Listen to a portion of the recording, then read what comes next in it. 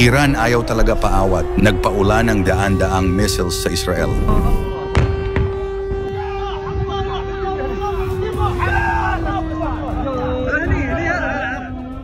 Nitong October 2024, ang Iran ay naglunsad ng isang serye ng missile attacks na tumama sa iba't ibang bahagi ng Israel. Ang mga pangunahing target ay kinabibilangan ng mga military base at sentrong intelligence sa Tel Aviv at iba pang rehiyon. Ano ang naging reaksyon ng Israel tungkol dito? Saang parte ng bansa ang lubhang napinsala? Yan ang ating aalamin.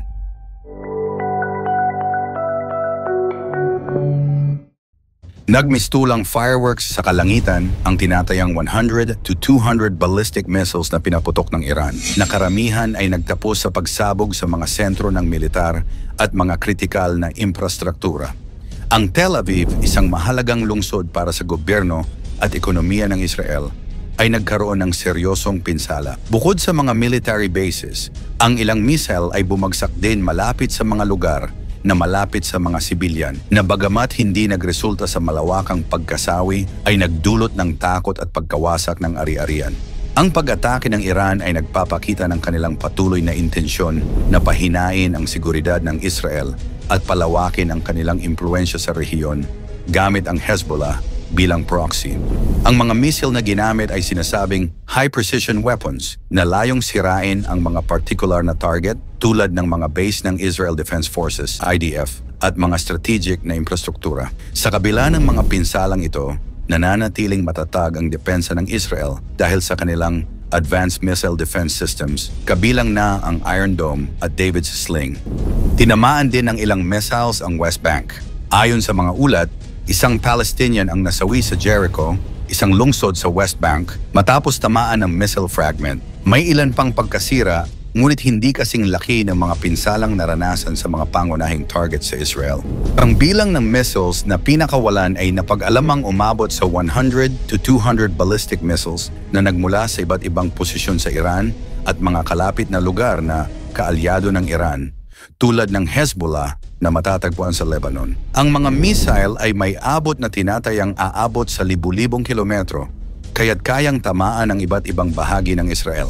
Ilan sa mga ito ay nasabat ng missile defense systems ng Israel, ngunit may ilan na nakalusot at nagdulot ng pinsala sa mga strategic installations ng Israel, gaya ng mga sentro ng intelligence at mga military bases sa Tel Aviv at iba pang lugar.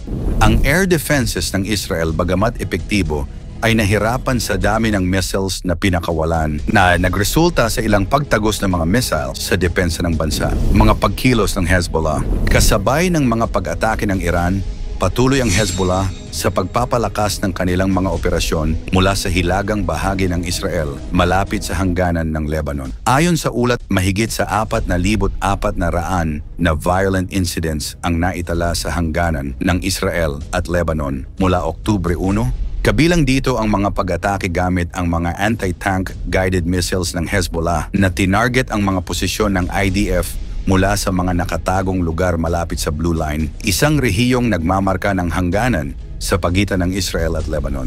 Ang mga pag-atake na ito ay nagpapakita ng patuloy na intensyon ng Hezbollah na guluhin ang seguridad ng Israel sa kabila ng mga kasunduan tulad ng United Nations Security Council Resolution na nagtatakda ng demilitarized zone sa rehiyon ng Litani River.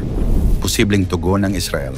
Ang tugon ng Israel sa mga ataking ito ay inaasahang magiging mas matindi. Bilang tugon, inaasahan na maaaring maglunsad ng isang malawakang airstrike ang Israel laban sa Iran, partikular na sa mga nuclear sites nito at iba pang mahahalagang pasilidad militar. Ayon sa mga ulat, isinasaalang-alang na ng Israel ang pagpapatupad ng malalaking operasyon laban sa Hezbollah sa Timog Lebanon na may layuning pigilan ang kanilang kakayahang maglunsad ng karagdagang missile attacks. Pagkatapos ng halos hindi matagumpay na pag-atake, binalaan ni Punong Ministro Benjamin Netanyahu ang Tehran na gumawa ito ng isang malaking pagkakamali at magbabayad ang ito. שהוא המתקדם ביותר בעולם, ואני מברך את צה"ל. איראן עשתה הערב טעות גדולה, והיא תשלם על כך. Bukod sa mga airstrikes, isa pang posibleng hakbang ng Israel ay ang ground invasion sa southern Lebanon upang tuluyang pigilan ang Hezbollah mula sa pagpapadala ng mga missiles papunta sa Israel. Ang mga planong ito ay hindi lamang tugon sa mga atake ng Hezbollah, kundi isang preventive measure upang tiyakin na ang mga kakayahan ng Iran na pahinain ang depensa ng Israel ay mabawasan. Isa sa mga pangunahing dahilan ng pagkabahala ng Israel ay ang patuloy na stockpiling ng Hezbollah ng mga sandata, kabilang ang anti-tank missiles at iba pang high-precision weapons na kayang tumarget ng mga mahahalagang pasilidad sa loob ng Israel. Kung hindi pipigilan ng Hezbollah, maaaring mas maging mapanganib ang sitwasyon, hindi lamang para sa Israel, kundi para rin sa buong rehiyon ng Gitnang Silangan. Epekto sa mga civilian at humanitarian crisis. Habang nagaganap ang mga labanan, daan-daang libo na ang mga sibilyan mula sa Israel at Lebanon na lumikas upang makaiwas sa panganib. Ayon sa ulat, mahigit sa 150,000 sibilyan ang napilitang lumikas mula sa kanilang mga tahanan dahil sa patuloy na pagpapalitan ng mga missile at barilan sa hangganan ng dalawang bansa. Ang sitwasyong ito ay lumilikha ng matinding humanitarian crisis, particular sa mga refugee camps sa Lebanon at mga evacuation centers sa Israel.